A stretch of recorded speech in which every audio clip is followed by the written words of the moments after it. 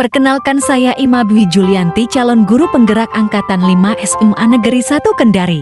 Kali ini, saya akan memaparkan aksi nyata saya pada modul 1.4 tentang budaya positif. Aksi nyata yang saya pilih adalah lewat ruang virtual, yakni saya mengadakan webinar didampingi pengajar praktik dan diikuti oleh Bapak Kepala Sekolah SMA Negeri 1 Kendari dan teman rekan guru sejawat baik yang berada di SMA Negeri 1 Kendari. Webinar ini saya selenggarakan pada hari Minggu tanggal 28 Agustus bersama guru-guru SMA Negeri 1 Kendari di ruang virtual Google Meet. Berikut adalah rekaman hasil aksi nyata saya dalam pengembasan materi budaya positif. Selamat menyaksikan. Assalamualaikum warahmatullahi wabarakatuh. Selamat pagi, salam sehat selalu untuk kita semua. Yang kami hormati Bapak Kepala Sekolah SMA Negeri 1 Kendari, Bapak Ibu CGP selaku narasumber pada webinar kali ini, dan Bapak Ibu guru hebat SMA Negeri 1 Kendari. Senang sekali saya Siti Suraida Adedatu, pengajar praktik program Guru Penggerak Angkatan 5, selaku moderator yang akan membersamai Bapak Ibu dalam webinar kali ini. Pertama-tama marilah kita memanjatkan puji syukur kehadirat Allah Subhanahu wa Ta'ala, Tuhan semesta alam, yang telah memberikan rahmat dan karunia-Nya kepada kita semua sehingga dapat bertemu bersama dalam ruang virtual ini untuk saling berbagi dan berdiskusi tentang satu tema yang tentunya sangat menarik, yaitu tentang budaya positif. Sebelum kita melanjutkan webinar kita pada kali ini, maka terlebih dahulu marilah kita menundukkan kepala sejenak, berdoa kepada Allah Subhanahu wa Ta'ala, Tuhan seluruh sekalian alam, agar kita mendapatkan keberkahan di dalam kegiatan kita pada kali ini. Berdoa dimulai. Berdoa selesai. Bapak Ibu peserta webinar, di tengah-tengah kita juga turut hadir Bapak Kepala Sekolah SMA Negeri 1 Kendari, Bapak Ruslan SPD MSI. Selamat siang Pak. Selamat datang di webinar ini. Bagaimana kabarnya? Ya, alhamdulillah. Semoga sehat selalu ya Pak ya. Dan juga turut bersama kita dua orang calon guru penggerak yang luar biasa sebagai narasumber kita pada webinar kali ini.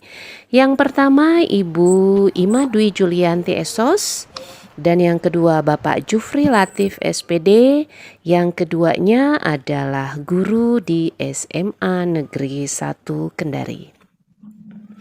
Baiklah Bapak Ibu, untuk tidak berlama-lama lagi, mari kita dengarkan bersama sepatah kata dari Bapak Kepala Sekolah SMA Negeri 1 Kendari, Bapak Ruslan SPD MSI. Kepada Bapak disilahkan. Bismillahirrahmanirrahim. Assalamualaikum warahmatullahi wabarakatuh. Waalaikumsalam warahmatullahi wabarakatuh. Waalaikumsalam warahmatullahi wabarakatuh. Selamat siang, salam sejahtera untuk kita semua. Mari senantiasa kita berucap syukur kehadirat Allah Subhanahu wa Ta'ala, Tuhan yang Maha Esa.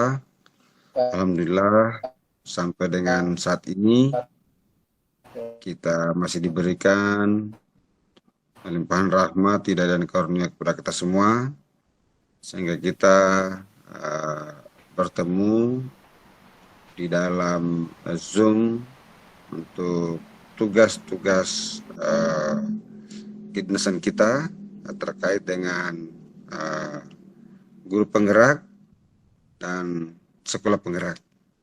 Sekali lagi semoga acara ini bisa berlangsung sesuai dengan apa yang kita telah direncanakan. Bapak Ibu yang saya hormati, terkhusus Ibu Siti Suraida Adedatu, ya, salah satu pengajar praktek di Sultra saat ini bersama dua rekan yang lain.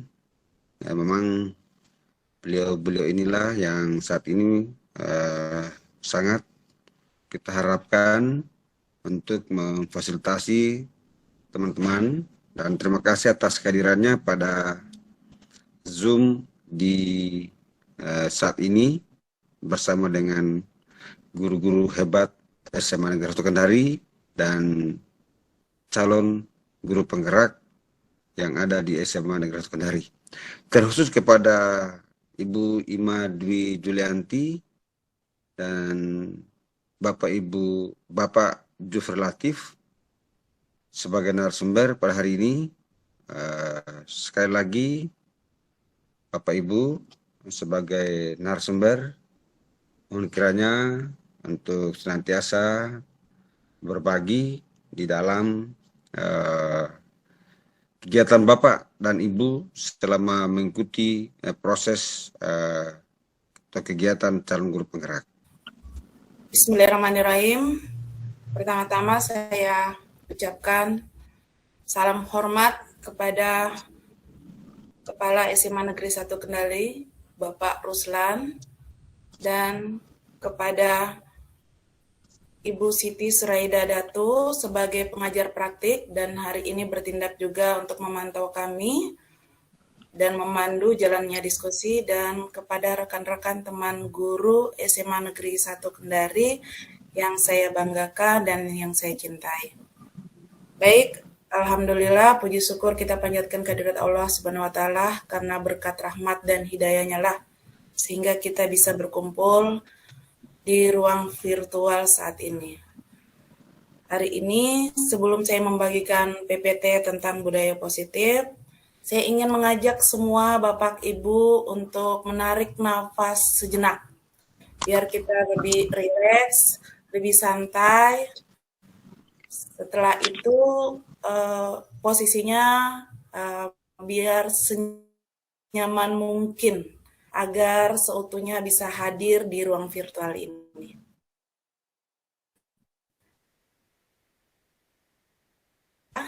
Untuk merangsang refleksi pemikiran kita agar kita bisa hadir di ruang virtual secara utuh. Tarik nafas. Hembuskan. Ya. Baik. Sudah lebih baik kan? Baiklah, sekarang kita akan melihat PPT yang sudah saya buat.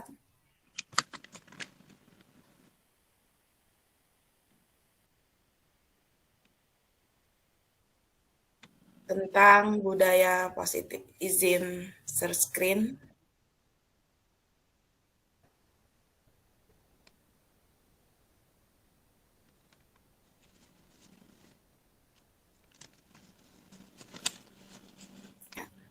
Sudah dapat dilihat Bapak Ibu? Sudah. Pertama kita akan mulai tentang apa sih budaya positif ya. Budaya adalah keseluruhan sikap dan pola perilaku serta pengetahuan yang merupakan suatu kebiasaan yang diwariskan dan dimiliki oleh suatu anggota masyarakat tertentu. Nah, sedangkan positif adalah keadaan jiwa seseorang yang dipertahankan melalui usaha-usaha yang sadar bila sesuatu terjadi pada dirinya supaya tidak membelokkan fokus vital seseorang pada yang negatif. Artinya bahwa budaya itu adalah hasil kebiasaan kita yang sudah kita lakukan secara terus-menerus dan akhirnya mendarah daging menjadilah budaya atau identitas diri kita yang kita akan lakukan secara positif dan tidak beralih ke ruang yang negatif. Nah, selanjutnya di sini tentang budaya positif seperti apa di lingkungan sekolah. Budaya positif merupakan perwujudan dari nilai-nilai atau keyakinan universal yang diterapkan di sekolah. Budaya positif diawali dengan perubahan paradigma tentang teori kontrol. Selama ini barangkali kita sebagai guru merasa berkewajiban mengontrol perilaku siswa agar memiliki perilaku yang guru harapkan. Sedangkan pengembangan budaya positif dapat menumbuhkan motivasi intrinsik dalam diri anak untuk menjadi pribadi yang bertanggung jawab dan berbudi pekerti luhur serta berakhlak. Nah, apa pembahasan kali ini kita mengenai tentang budaya positif itu. Di sini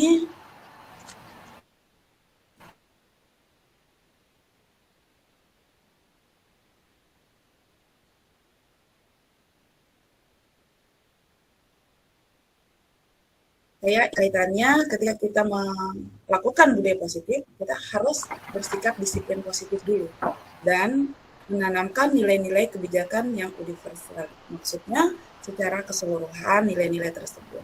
Nah, sebelum kita sampai ke pemahaman disiplin positif dan nilai-nilai kebijakan universal, mari kita simak bersama Bapak Ibu tentang perubahan paradigma. Kita bisa sama-sama saling membaca kegiatan kepalan tangan. Di sini kita bisa melihat ada A dan B, Anda atau teman Anda. Sebaiknya secertik kertas kecil. Tuliskan benda atau sesuatu yang sangat berharga untuk Anda. Letakkan di salah satu tangan Anda. Genggam benda atau sesuatu tersebut dengan segala daya. Buatlah sebuah kepalan. Teman Anda atau B akan mencoba dengan sekuat tenaga dengan berbagai cara untuk meminta Anda memberikan benda tersebut. B bisa membujuk, mengancam, menghardik, merayu, bahkan menyuap apa saja agar dapat membuka kepalan tangan Anda. Apa yang terjadi? Ada yang bisa membantu saya dengan pertanyaan tersebut, Bapak Ibu? Mungkin ada yang bisa di room virtual ini. Ya, baik, silakan Pak Irwan. Iya. Terima kasih. Assalamualaikum warahmatullahi wabarakatuh. Kepada Selamat apa lagi nih Pak? Iya. Saya telah memberikan kesempatan Lalu saya. apa tadi, Pak Irwan? Iya Pak, pakai mohon maaf. Saya sengaja ntar. Iya, iya. Iya baiklah. Iya Pak. Menurut saya Bu Ima bahwa saya dalam kasus yang Ibu utarakan tadi, di situ bisa melahirkan sebuah komitmen bagi saya untuk tidak memberikan untuk tidak membuka kepalan tangan saya. Karena saya punya keyakinan bahwa di dalam kepalan tangan saya ini ada sebuah amanah. Dan amanah itu harus saya jaga. Walaupun saya harus dibujuk dan sebagainya. Saya berpikir bahwa amanah itu tidak datang dua kali. Makanya saya mencoba untuk semaksimal mungkin untuk tetap bertahan dan tidak memberikan apa yang saya punya. Walaupun mungkin saya harus merelakan sesuatu hal yang lebih besar. Tapi dengan menjaga amanah dari diri dan orang lain, jauh lebih penting kalau menurut saya Bu Ima. Terima kasih Bu Ima. Assalamualaikum warahmatullahi wabarakatuh. Waalaikumsalam warahmatullahi wabarakatuh. Luar biasa ya Pak Irwan. Ya, jadi dengan kata lain, ketika kita mempunyai komitmen yang kuat, tidak akan mudah dipatahkan oleh orang lain. Dalam hal ini kaitannya dengan disiplin, ketika kita mampu berkomitmen tentang tanggung jawab dan rasa disiplin tersebut, siapapun yang mematahkannya tidak akan bisa jika sudah terbudaya atau sudah ada di dalam diri kita. Nah, baik. Sekarang kita lanjut ke slide berikutnya. Ya, perubahan paradigma teori kontrol. Di sini ada ilusi kontrol ya. Nah, yang pertama ilusi guru mengontrol murid. Ya, banyak yang terjadi kita sebagai guru selalu mempunyai pemikiran atau ilusi untuk bagaimana sih bisa kita mengontrol murid itu. Terus yang berikutnya ilusi bahwa kritik dan membuat orang merasa bersalah dapat memperkuat atau menguatkan karakter. Dan yang berikutnya ilusi bahwa semua penguatan positif, efektif, dan bermanfaat. Nah, yang terakhir, ilusi bahwa orang dewasa memiliki hak untuk memaksa. Nah, di sini saya ingin berdiskusi lagi dengan Bapak Ibu. Kira-kira dari keempat ilusi kontrol ini, seperti apa yang selalu kita terapkan di lingkungan sekolah atau di dalam kelas, utamanya dalam kita mengajar murid-murid kita. Ada yang bisa? Bagaimana menurut Bapak Ibu tentang ilusi ini? Yang mana yang tepat atau tidak ada yang tepat? Ada yang bisa melihat atau berbagi dengan saya barangkali? Menurut Bapak Ibu bagaimana? Tidak ada ya? Ya, jadi kita langsung saja. Ilusi guru mengontrol murid. Maksudnya, kita sebagai guru kadang berpikir bagaimana sih kita harus mengontrol murid-murid kita. Nah, di dalam mengontrol murid tersebut, tentunya kita harus paham. Ada beberapa kebutuhan dasar murid yang harus terpenuhi.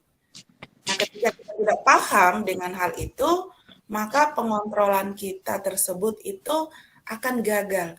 Sehingga menimbulkan rasa, sudahlah, atau dan lain sebagainya.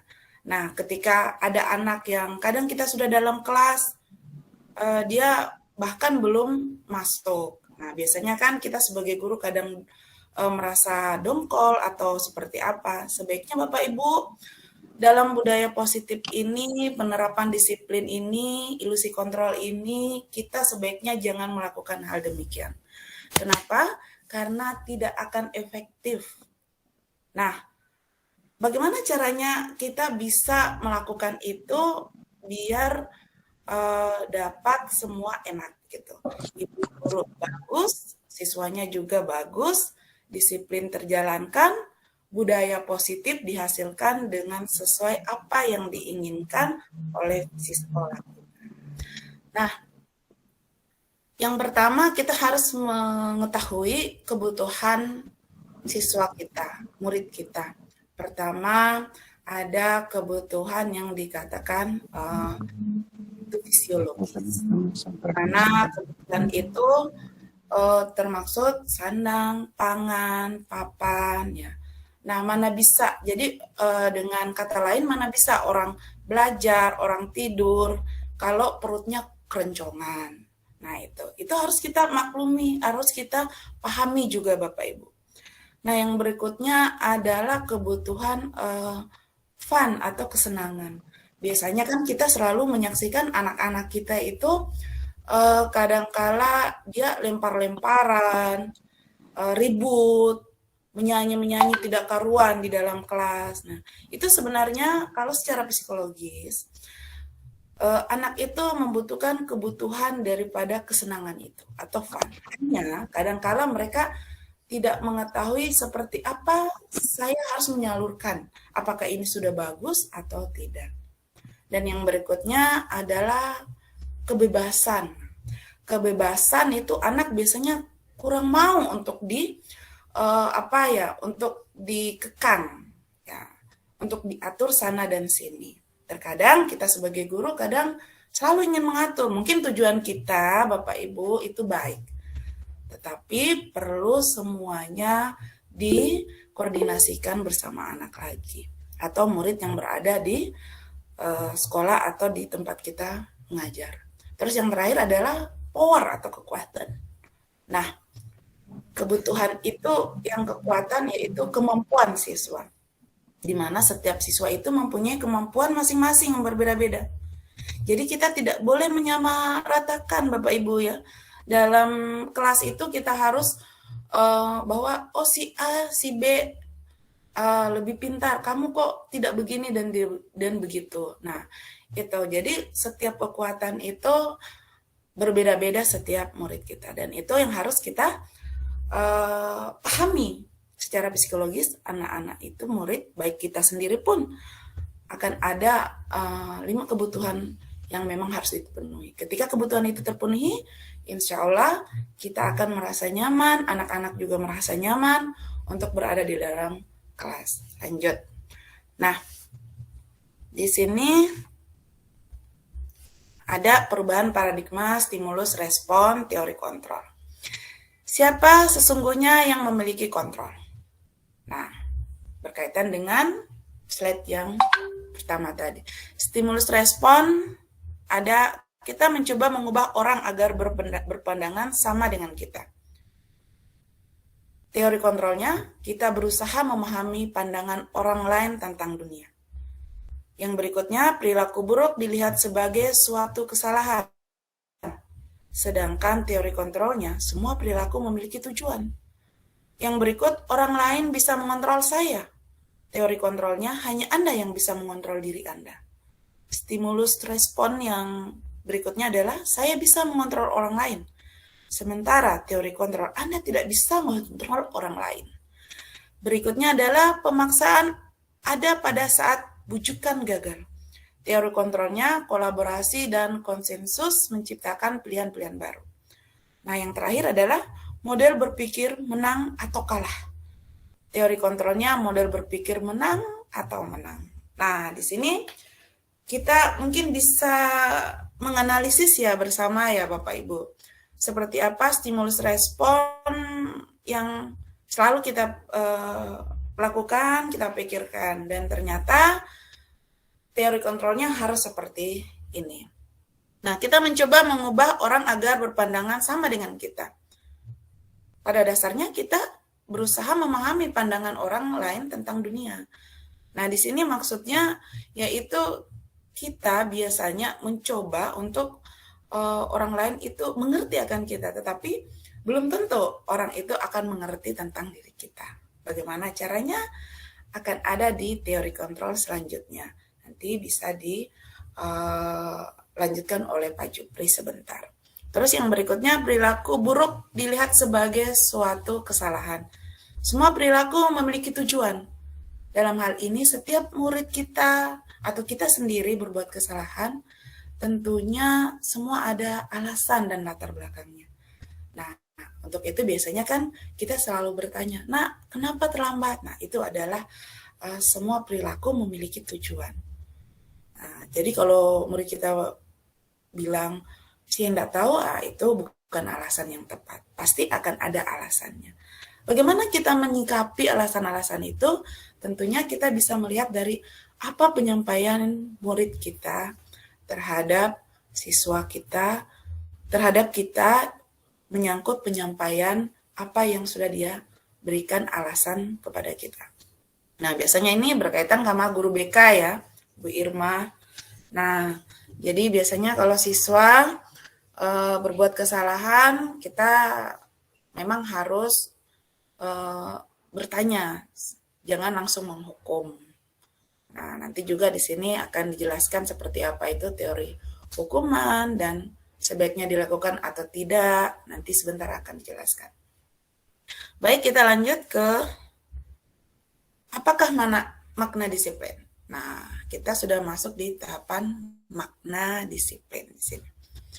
Di sini ada beberapa yang sudah saya tuliskan. Yang pertama adalah berasal dari bahasa Latin, disiplina, yang artinya belajar.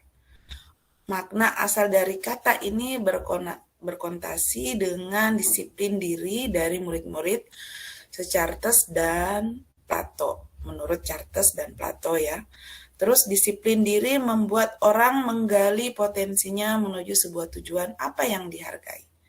Yang berikut, namun dalam budaya kita, makna kata disiplin telah berubah menjadi suatu yang dilakukan seseorang pada orang lain untuk mendapatkan kepatuhan. Kecenderungan umum adalah menghubungkan kata disiplin dengan ketidaknyamanan, bukan dengan apa yang kita hargai atau pencapaian suatu tujuan mulia. Nah, bisa dilihat di sini saya kasih garis merah. Sesuatu yang dilakukan seseorang pada orang lain untuk mendapatkan kepatuhan. Nah, kecenderungan umum adalah menghubungkan kata disiplin dengan ketidaknyamanan, bukan dengan apa yang kita hargai atau pencapaian suatu tujuan mulia. Nah, nanti kita bisa membahas di slide selanjutnya tentang makna dari 4 poin yang tadi. Nah, di sini adalah nilai-nilai kebijakan yang universal. Di sini nilai-nilai kebijakan adalah sifat positif manusia yang merupakan tujuan mulia yang ingin dicapai setiap individu. Nilai-nilai tersebut bersifat universal dan lintas bahasa. suku bangsa, agama, maupun latar belakang. Yang pertama ada setiap perilaku perbuatan memiliki suatu tujuan, yang dikatakan oleh Dr. William Glasser. Nah, yang berikutnya dengan mengkaitkan nilai-nilai kebijakan yang diyakini seseorang, maka motivasi instinktifnya akan terbangun sehingga menggerakkan motivasi dari dalam untuk dapat mencapai tujuan mulia yang diinginkan, yang dikatakan pula Dean Gassen. Nah, yang berikutnya nilai-nilai kebijakan yang ingin dicapai oleh setiap anak Indonesia kita kenal dengan profil pelajar Pancasila. Yang pertama beriman bertakwa kepada Tuhan Yang Maha Esa dan berakhlak mulia. Yang selanjutnya mandiri, bernalar kritis, berkebinekaan global, bergotong royong, serta kreatif. Nah, dari disiplin tadi dan nilai kebijakan yang universal itu harus kita ada dulu nilai kebijakan yang secara umum yang harus kita sepakati bersama, terus kita atur di dalam disiplin yang sudah tadi kita jelaskan di slide selanjutnya. Seperti apa pengaturan nilai kebijakan universal tersebut?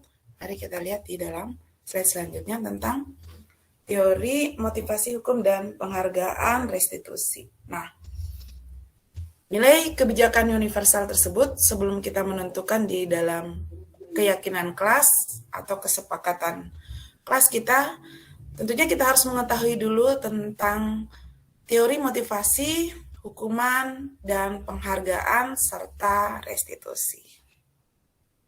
Nah, ini yang biasanya terjadi di dalam lingkungan sekolah kita ya.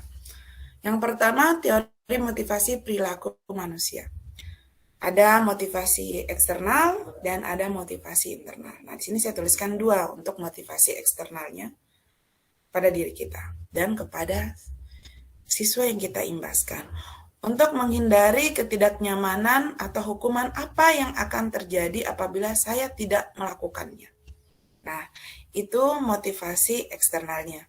Terus yang berikutnya, untuk mendapatkan imbalan dari orang lain atau institusi, apa yang harus saya dapatkan apabila saya melakukannya. Nah, biasanya ini ketika kita ada maunya seperti itu. Maksudnya, saya mau disiplin biar saya mendapatkan penghargaan dari kepala sekolah umpama. Saya mau disiplin biar saya bisa menjadi guru teladan dan lain sebagainya ya. Nah, tidak muncul dari dalam diri kita sendiri. Harusnya kan muncul dari dalam diri kita sendiri. Terus yang motivasi internal adalah untuk menghargai diri sendiri. Saya akan menjadi orang yang seperti apabila saya melakukannya. Nah, ini yang harus kita perhatikan Bapak Ibu, yaitu ketika kita menanamkan nilai-nilai yang harusnya tumbuh dalam diri kita untuk menjadi budaya kita, itu harus dimulai dari diri kita sendiri. Bukan dari karena biasanya karena disuruh, ya, karena harus seperti ini, seperti itu. Karena di SMA 1 harus seperti ini. Bukan seperti itu seharusnya. Biar budaya itu abadi, maksudnya biar mendarah daging sama di dalam diri kita sendiri. Bukan karena ada harus diperintahkan terus mau melakukannya. Kalau tidak diperintah berarti tidak akan melakukannya. Kalau seperti itu. Nah, ketika kita mulai dari dalam diri kita sendiri, kita akan tanpa diperintah, kita akan mewujudkan bagaimana kita bersifat mandiri untuk menjadi guru yang sesungguhnya, mencontohkan kepada teman-teman kita dan kepada murid-murid kita di kelas khususnya. Terus yang selanjutnya adalah tentang teori Ki Hajar Dewantara.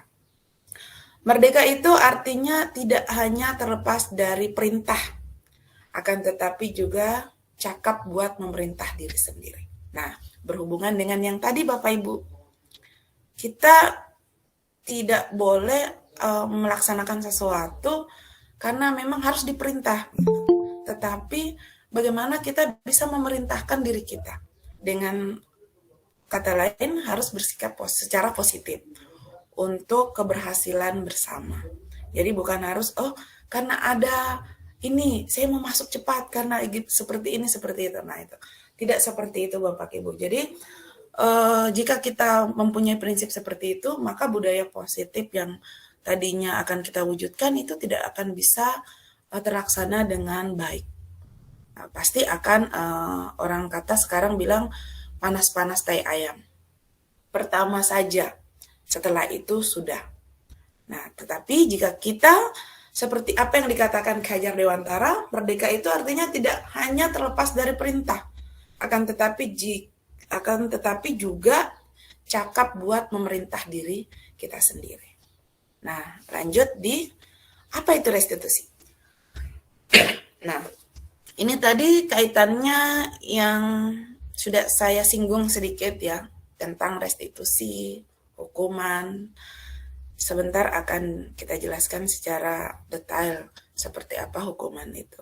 Nah, apa itu restitusi? Restitusi adalah proses menciptakan kondisi bagi murid untuk memperbaiki kesalahan mereka, sehingga mereka bisa kembali kepada kelompok mereka dengan karakter yang lebih kuat. Restitusi juga merupakan proses kolaboratif yang mengajarkan murid untuk mencari solusi untuk masalah mereka dan membantu murid berpikir tentang orang seperti apa yang mereka inginkan menjadi tujuan yang mulia dan bagaimana mereka harus memperlakukan atau diperlakukan oleh orang lain.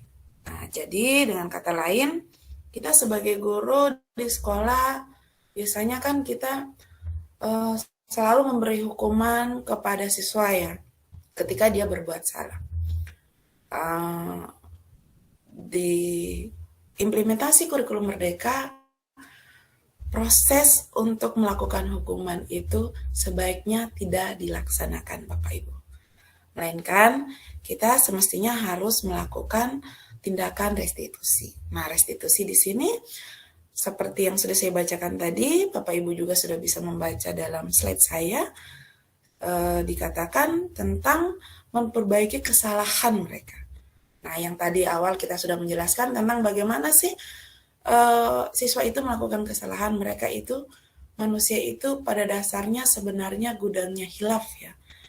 Tentang bagaimana caranya mereka melakukan kesalahan, terlepas tadi daripada 5 kebutuhan dasar yang dilakukan oleh manusia itu, apa sudah terpenuhi atau belum. Sehingga muncullah kesalahan-kesalahan tersebut. Nah, bagaimana kita menyikapinya? Tentunya kita harus melakukan restitusi kepada murid-murid kita. Sehingga mereka bisa kembali pada kelompok mereka dengan karakter yang lebih kuat.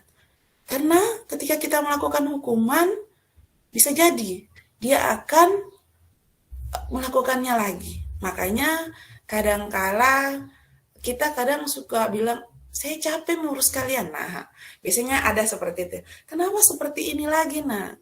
Kamu sudah banyak kali membuat kesalahan. Tetapi kenapa selalu berulang lagi?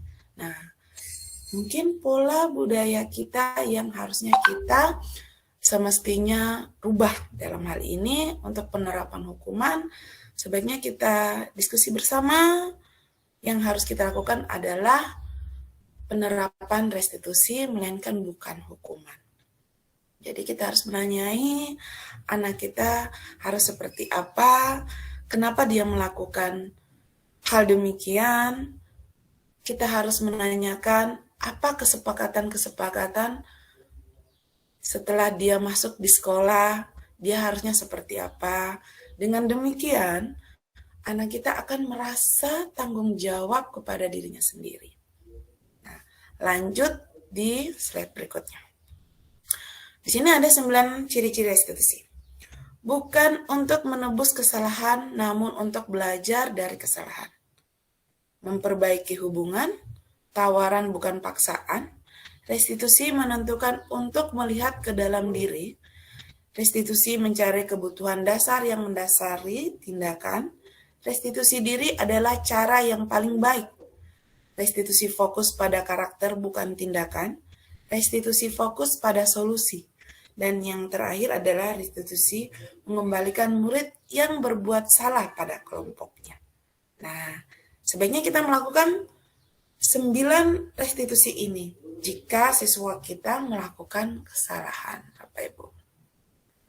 Lanjut di Bagaimana kita harus melakukan seperti itu? Nah, di sini ada keyakinan kelas yang harus kita buat dulu, Bapak Ibu.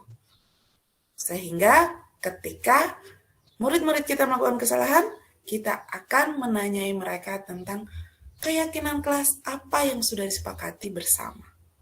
Sehingga mereka belajar dari tanggung jawab yang memang sebagai murid itu konsepnya tadi. Kita katakan murid adalah penjelasannya untuk melakukan proses pembelajaran. Nah, di sini mengapa tidak peraturan saja? Mengapa harus keyakinan kelas? Nah, mengapa kita memiliki peraturan harus menggunakan helm bila mengendarai kendaraan roda 2? Mengapa kita memiliki peraturan 3M, menggunakan masker, mencuci tangan, dan menjaga jarak 1,5 meter? Mengapa kita memiliki peraturan harus datang tepat waktu pada saat mengikuti pelatihan atau di sekolah pada saat upacara? Untuk mendukung motivasi intrinsik, kembali ke nilai-nilai keyakinan, lebih menggerakkan seseorang dibandingkan mengikuti seseorang atau memberitahukan tentang peraturan-peraturan. Nah, di sini kita harus tahu mengapa harus keyakinan kelas. Karena keyakinan kelas ini kita sepakati bersama, bukan hanya sepihak. Sehingga ketika siswa melakukan kesalahan, kita kembalikan.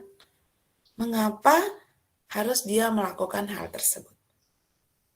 Nah, berikutnya adalah ada lingkaran yang sudah saya buat, yaitu adanya budaya positif, lingkaran positif, keyakinan kelas, dan peraturan kelas.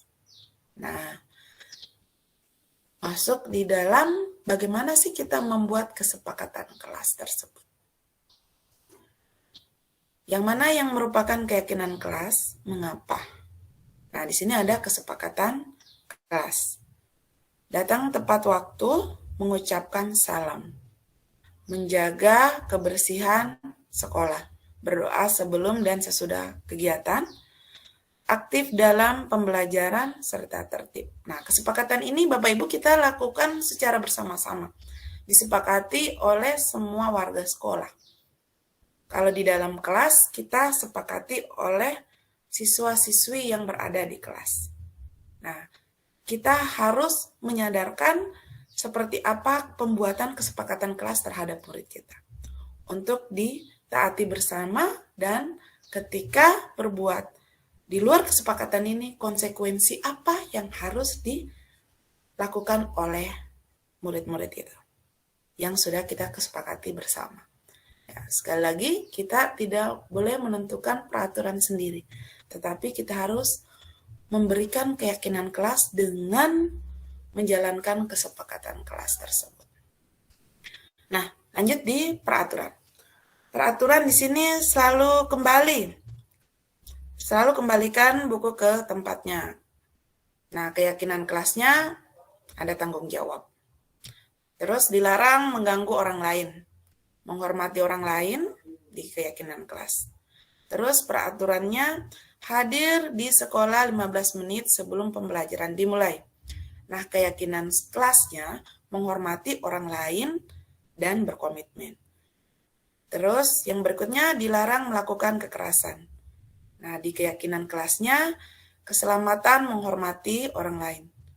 Nah, di peraturan kita membuat bergantian atau menunggu giliran. Nah, di keyakinan kelas menghormati orang lain dan bersabar. Gunakan masker di peraturan. Yang keyakinan kelas itu adalah gunanya untuk kesehatan dan keselamatan. Serta yang terakhir adalah jangan berlari di kelas atau koridor. Di situ juga keyakinan kelasnya dia berupa keselamatan dan keamanan. Nah, ini Bapak Ibu adalah yang sudah saya buat di slide bersikap positif. Ada tampak seperti dan tidak seperti. Di sini ada mentaati tata tertib di sekolah. Ini yang saya buat sendiri, saya mungkin bisa perbesar. Ya, mentaati tata tertib di sekolah, cinta kebersihan, berdoa bersama sebelum pembelajaran, Nah, yang seperti kita sering lihat, yaitu sering melanggar, tidak melaksanakan jadwal piket, tidak melaksanakan doa bersama. Dan di sini ada percaya dan menghormati orang lain dan barang miliknya. Tampak seperti di sini senantiasa menjalankan ajaran agama, menghargai sesama teman, saling menghormati, gotong royong. Nah, tidak seperti tampaknya tidak melakukan meledek, bahkan membuli teman, tidak mau mendengarkan pendapat teman. Nah, biasanya seperti inilah kasus yang kita dapatkan di sekolah. Nah, terus kita lanjut ke slide berikutnya yang sudah saya buatkan. Nah, di sini sebaiknya kita melakukan apa? Kita membuat bagan chart seperti ini, yaitu apa yang sudah kita dengarkan, apa yang kita lihat, dan seperti apa yang telah dilaksanakan.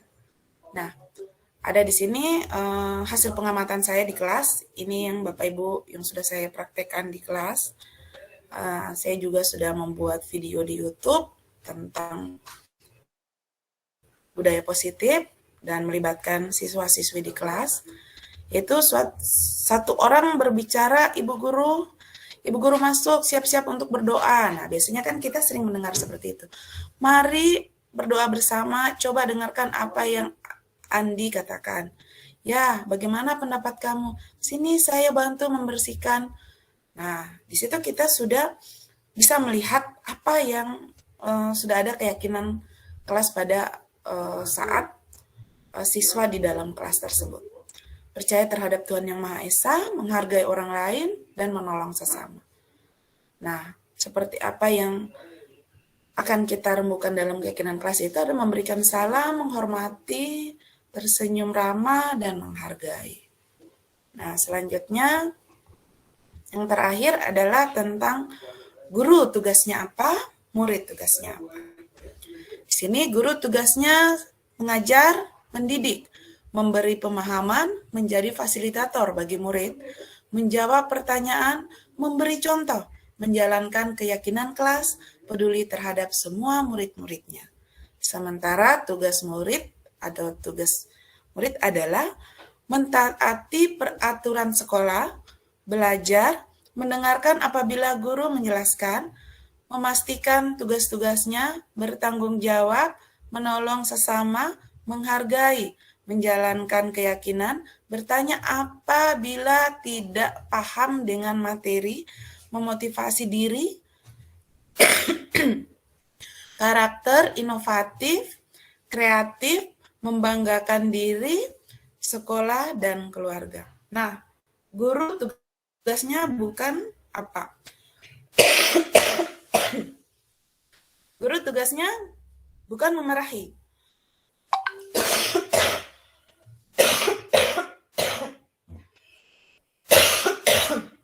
Mohon maaf Bapak Ibu. Boleh minum dulu, Bu.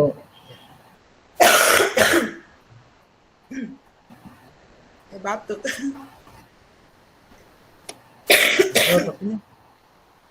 Ya. Baik, saya lanjut. Guru tugasnya bukan untuk memarahi, menyakiti, atau disakiti. Memaksa siswa belajar, berbicara tanpa memberi kesempatan kepada murid, dan menekan memaksa murid dengan menyuruh melakukan hal yang tidak bisa dilakukan murid. Sedangkan murid tugasnya bukan untuk menyakiti atau disakiti, mengeluh, membuat keributan, berbelanja di kantin pada saat pembelajaran, merusak barang teman atau barang di dalam kelas, mengotori kelas, membuang sampah yang bukan pada tempatnya. Nah, jadi Bapak Ibu, sebelum saya akhiri, dari ketiga slide ini, inilah yang saya buat dengan kesepakatan kelas, yang saya buat sendiri, dan saya terapkan di kelas di mana sekarang saya mengajar, khususnya di SMA Negeri 1 Kendari. Semoga kita semua bisa bersama-sama untuk menerapkan budaya positif dengan menghasilkan siswa karakter yang berpositif pula, sehingga mereka juga bisa merasakan seperti apa pemberian kenyamanan dalam kelas. Terima kasih.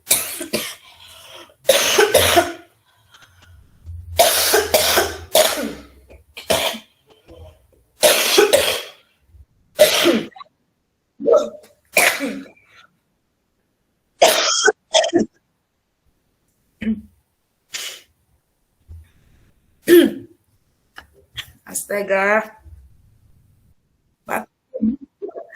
Ya, saya kembalikan sama Ibu moderator. Kurang dan lebihnya mohon dimaafkan. Apabila sebentar ada diskusi dan tanya jawab, nanti bisa diarahkan ke moderator. Baiklah, saya kembalikan. Assalamualaikum warahmatullahi wabarakatuh. Waalaikumsalam. Assalamualaikum warahmatullahi wabarakatuh.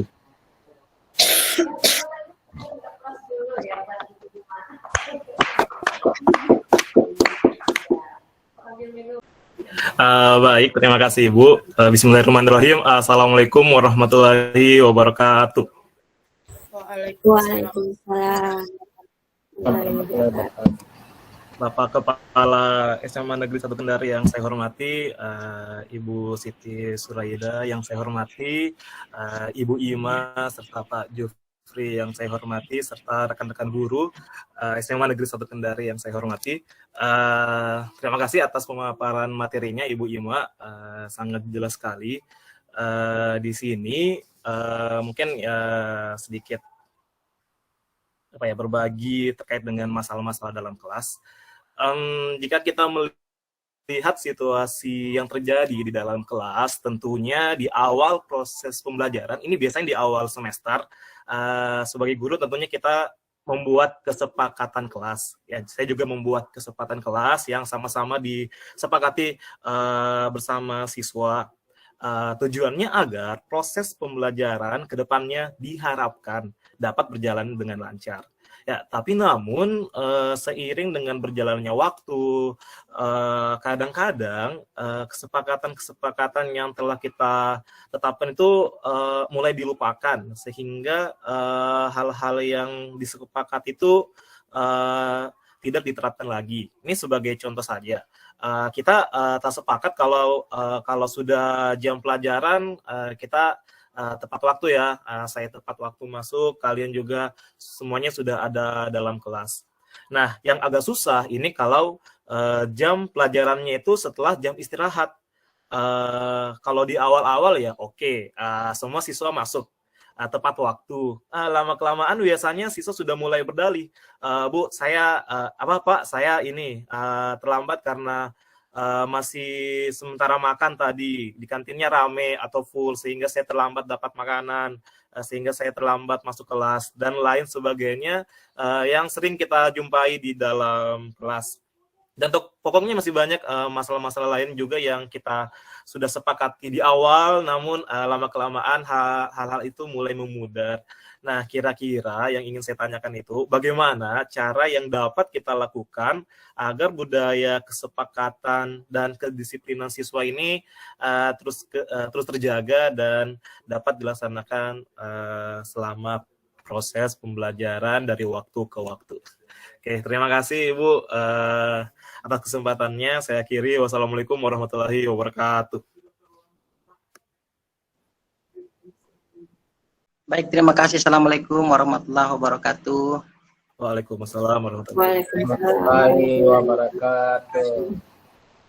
Pak Kepala SMA Negeri 1 Kendari yang kami hormati, Bapak Ibu siapa lagi? Ibu Siti. Pamongnya kita berdiri aja. Ya, Siti Suraida.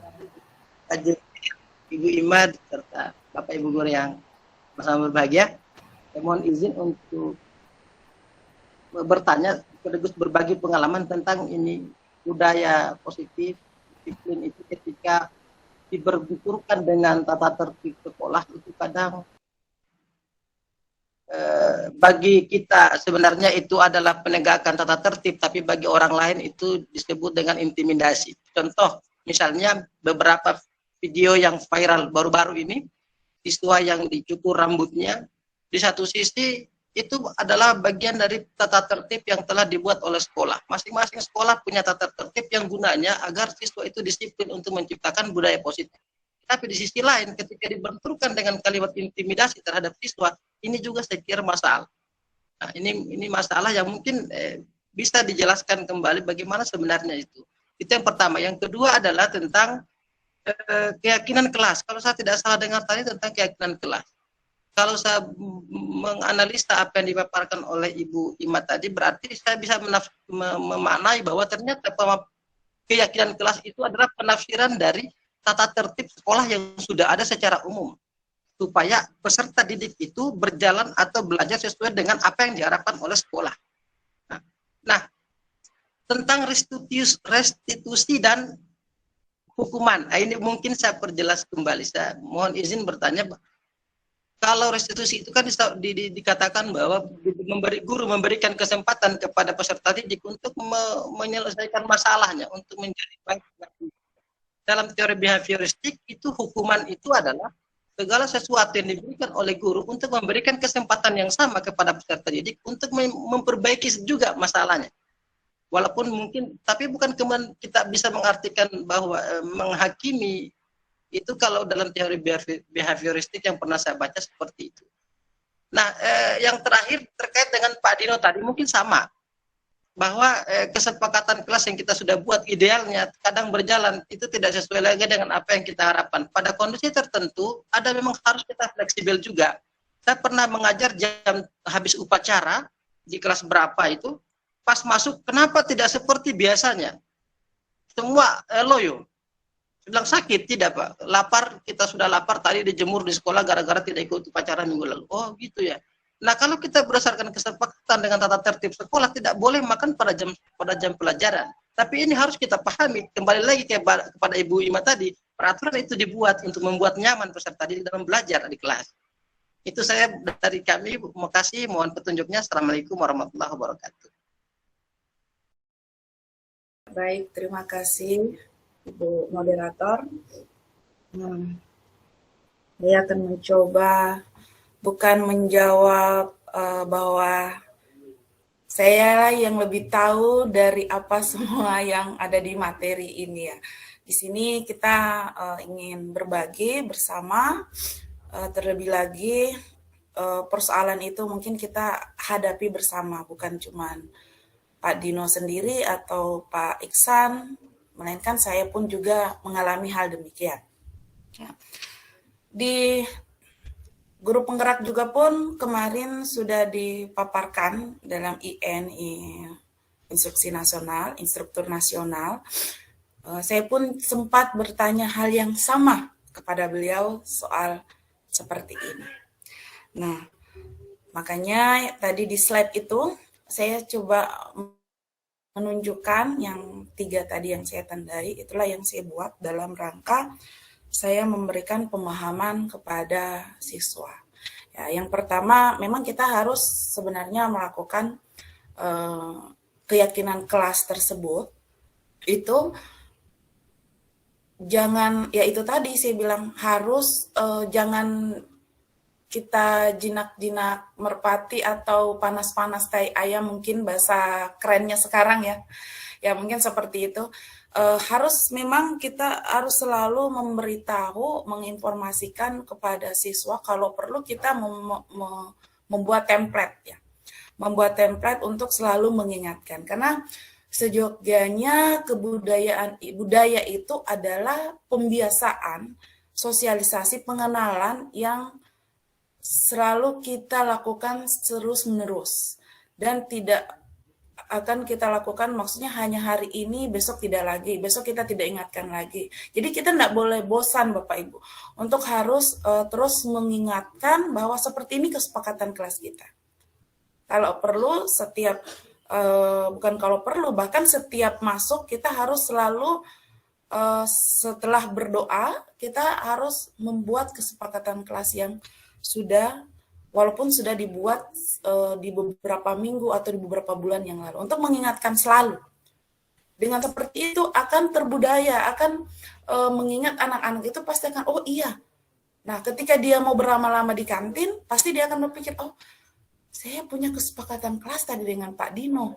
Nah, oh ya, jadi dengan sendirinya, oh saya harus langsung masuk kelas ini. Nggak boleh, tidak.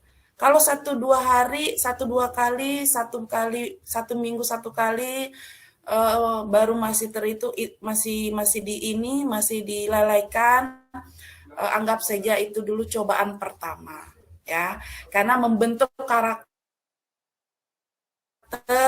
budaya seseorang itu tidak semudah membalikan telapak tangan. Karena setiap individu, kita pun juga murid itu datang sudah mempunyai kodrat alamnya mereka masing-masing yang mereka bawa dari tempat di mana mereka berada. Ya. Jadi pada dasarnya kita memang sebagai guru harus mampu menuntun, ya, menuntun setiap hari, memotivasi setiap hari, tetapi tidak untuk memaksa. Jadi, ya baik anak-anak, jadi sekarang sebelum kita memulai pembelajaran, kesepakatan kelas yang telah kita buat, ada yang bisa membantu mengingatkan Bapak atau Ibu, nah seperti itu. Mungkin setiap hari kalau kita lakukan setiap hari seperti itu, dengan sendirinya akan membudaya kepada diri anak itu.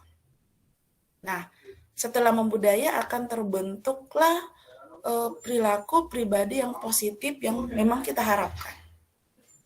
Dan kita tidak akan lagi mengeluh untuk kenapa sih lamban hari, lamban laun anak-anak ini jadi lupa. Ya, karena kita memang selalu lupa mengingatkan. Ya, karena pada dasarnya anak itu, ya apalagi kan biasanya kita masuk kadang tergesa-gesa, ya sampai di mana ya, jadi langsung begitu. Jadi, nah kembali kepada diri kita lagi. Biasanya kalau kita masuk juga telat, nah disiplinnya kita bagaimana, ya anak-anak juga akan seperti itu. Nah jadi sebelum kita menyalahkan, ya mungkin katanya seperti itu ya, mungkin bahasanya ya, apa kalau kurang betul bahasanya mungkin bisa diperbaiki sama guru bahasa Indonesia Pak Irwan barangkali ya.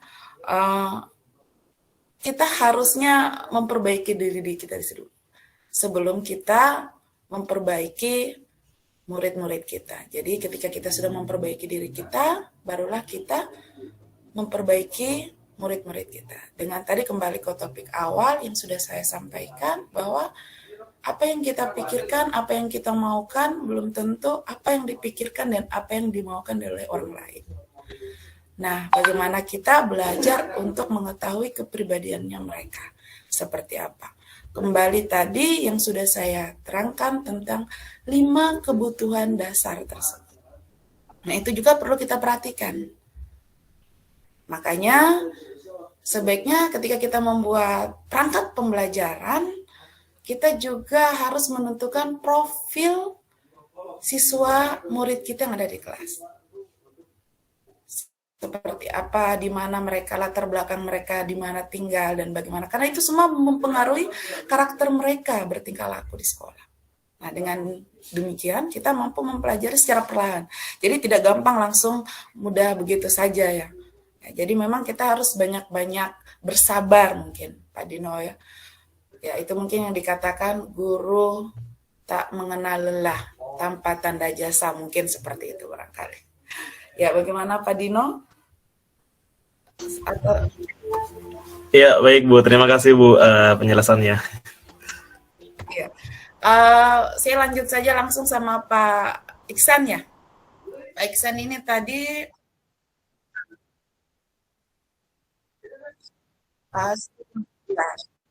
kita sharing kalau Pak Iksan ya.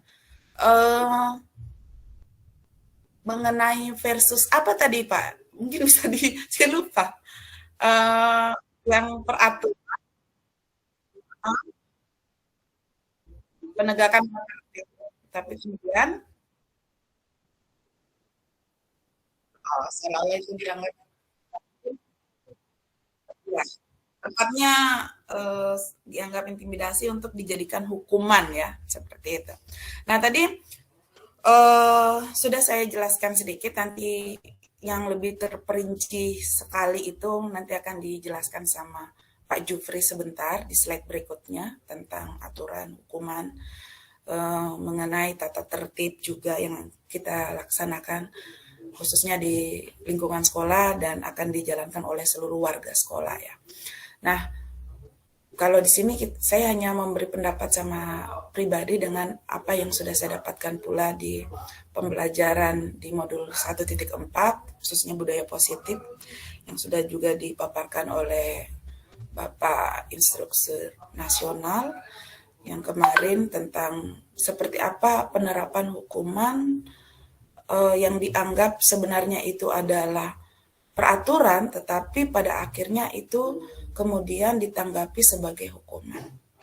Nah, yang tadi Pak Iksan memberikan contoh yang saya sempat tanggapi adalah terkait tentang yang lagi viral itu ya, video saya juga sempat menontonnya, yang masalah siswa dicukur rambutnya. Nah, seperti tadi sudah saya sampaikan bahwa setiap orang, setiap murid, kita maupun murid selalu melakukan kesalahan itu mempunyai alasan.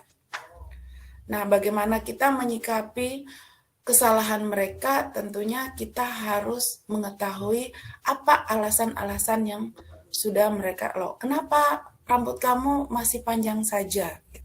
Bukan kita harus menghardik atau langsung menghukum dengan tata cara langsung menggunting ya seperti itu.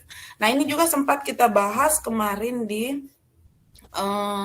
call setiap minggu kita lakukan bersama fasilitator, tetapi kaitannya tentang masalah kos kaki dia, ya. Nah, di dalam sekolah biasanya kita harus mempunyai kaos kaki yang warna hitam. Ketika dia tidak datang melakukan ketika dia datang bersekolah tidak memakai kaos kaki yang warna hitam, itu pasti kita akan memberikan dia hukuman biasanya seperti itu. Nah, yang kita bahas kemarin bersama-sama di fasilitator pada saat rukol, hukuman itu tidak baik untuk dilakukan. Karena kenapa? Walaupun itu adalah kesepakatan, kita semestinya harus menanyai dulu dengan pertanyaan seperti tindakan restitusi tadi. Ya, kenapa kamu tidak memakai kaos hitam? Kaos hitam saya basah, Bu, Pak. Nah, itu kan semua ada penjelasan. Terus kalau seperti ini, sebaiknya apa yang harus kamu lakukan? Jadi bukan kita yang menentukan hukuman untuk dia. Ya, intinya di sini tidak dikatakan hukuman. Konsekuensi, tanggung jawab, apa yang harus kamu lakukan? Kan kemarin kamu sudah tahu di SMA 1 tidak boleh memakai kaos kaki putih. Nah, sekarang kamu melakukannya. Sebaiknya kamu ketika kamu tidak melakukan kesepakatan itu yang berada di SMA 1, apa yang seharusnya kamu lakukan? Nanti dengan sendirinya dia akan berpikir, Pak, oh pale Pak, saya suruh pale mamaku datang antarkan, Pak Mak, ya. Atau saya begini-begini, tapi dia akan menentukan tanggung jawabnya sendiri sama dirinya. Sehingga anak ini tidak merasa bahwa saya dihukum sama Pak Iksan. Saya jengkel Pak Iksan ini, ya kan? Dia akan mengingat itu secara psikologis, itu dia akan ingat seterusnya. Nah, tapi ketika dia sendiri yang menentukan, dia pasti akan menyadari daripada kedisiplinan itu. Nah, itulah yang dikatakan restitusi di sini. Nah, seperti itu barangkali Pak Iksan ya. Saya kembalikan kepada moderator.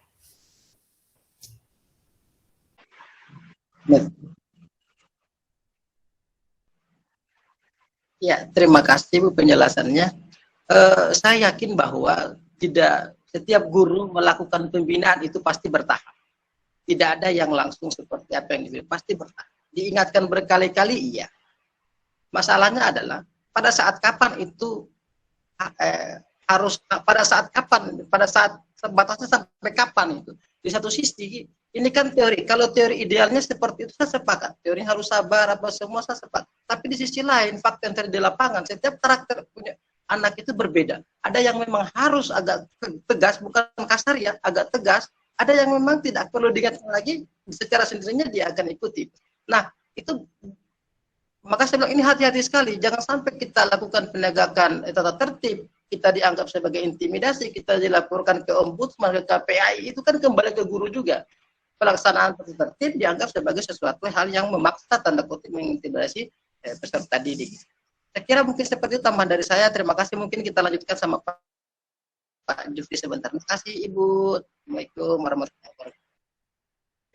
Terima kasih kepada Bapak Ibu guru hebat, Pak Dino, Pak Iksan, Ibu Lisa, Ibu Irma, dan teman-teman guru yang lainnya yang tidak dapat saya sebutkan satu persatu.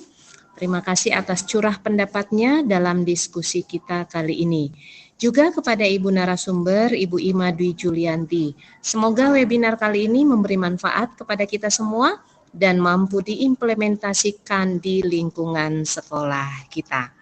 Terima kasih, kita akhiri bersama dengan Assalamualaikum warahmatullahi wabarakatuh. Itulah tadi rekaman video webinar dalam aksi nyata saya kepada teman-teman rekan guru di SMA Negeri 1 Kendari. Sampai bertemu di video aksi nyata selanjutnya. Terima kasih.